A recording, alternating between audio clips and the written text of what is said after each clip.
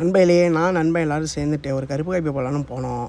போகிற இடத்துல கருப்பு காப்பி நமக்கு செம்ம ஸ்ட்ராங்காக கிடச்சிச்சு. என்ன கருப்பாக இருக்குது பார்த்தீங்களா? சரி, கருப்பு காப்பினா குடிச்சிட்டு இன்றைக்கி ஒரு கதை உங்கள்கிட்ட சொல்லணும். என்ன கதைன்னு கேட்குறீங்களா? தம்பி சென்னை வரைக்கும் போகிறேன். ஒரே ஒரு நாள் பயணம், ஆனால் 2 நாள் லீவ் ஆகிடுச்சு. மொதல் நாள் கிளம்பி அடுத்த நாள் ஃபுல்லாக இருந்து அதுக்கு அடுத்த நாள் தான் வர மாதிரி இருக்கும். சரின்னு நம்ம நேராக ஜங்ஷன் போய் ட்ரெயினில் ஏறி படுத்துட்டோம். நம்ம போனது அன்ரிசர்வ் தான், ஏன்னா டிக்கெட் கிடைக்கல நண்பர்களே. செம்ம முகூர்த்த நாளாக இருக்குது போல்.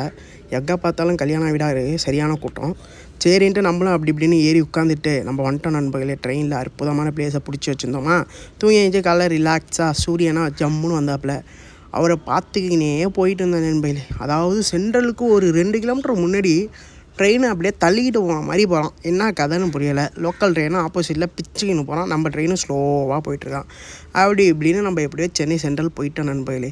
சென்னை சென்ட்ரலில் ஏன் போனோன்னா, கோயம்புத்தூர்லேருந்து போகிற ட்ரெயின் ஃபுல்லாக சென்னை சென்ட்ரல் வழியால் தான் நண்பர்களே போகும். ஸோ அதனால தான் இங்கேருந்து ஏறி நம்ம கிண்டி போகணும். நம்ம கிண்டி மெட்ரோவில் தான் போனோம்.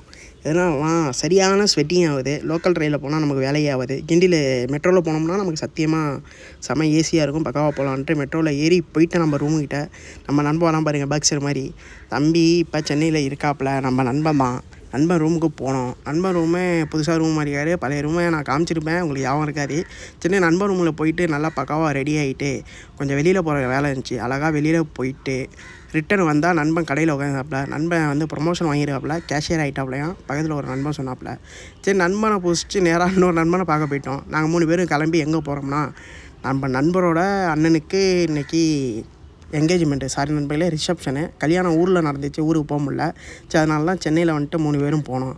பகா ரிசப்ஷனுக்கு போயிட்டேன் நண்பர்களே. போயிட்டு கிண்டிலேருந்து தாம்பரம் போய் இறங்கணும். தாம்பரத்தில் எவ்வளோ கூட்டம் பாருங்கள். எனக்கு முன்னாடி 2 பேர் போயிட்டாங்க. அங்கேருந்து கை காமிச்சாங்க, நீங்கள் பார்த்தீங்களான்னு தெரில.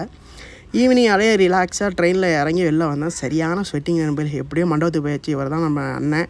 இவருக்கு தான் இன்றைக்கி ரிசப்ஷனு. அதாவது மேரேஜ் தஞ்சாவூரில், ரிசப்ஷனு சென்னையில்.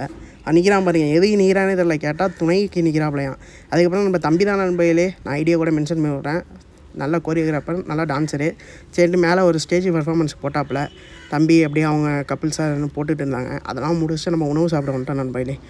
உணவு சாப்பிட்டுட்டு அங்கேருந்து டைரெக்டாக சென்ட்ரலுக்கு கிளம்பிட்டேன். சென்ட்ரலில் போய் ட்ரெயினுக்கு வெயிட் பண்ணேன். ஐயோ, ஞாயிற்றுக்கிழமை ஃப்ரீயாக வரும்னு நினச்சேன் நண்பர்களே. சரியான கூட்டம். ட்ரெயின் எல்லாம் விட்டுட்டு காலைல 6 மணி தான் ட்ரெயினை ஏறினேன். எப்படியோ கோயம்புத்தூர் வந்துட்டேன் நண்பர்களே. நாளையிலேருந்து நம்ம வீடியோ பார்ப்போம். நன்றி, பாய். நாளைக்கு பார்ப்போம்.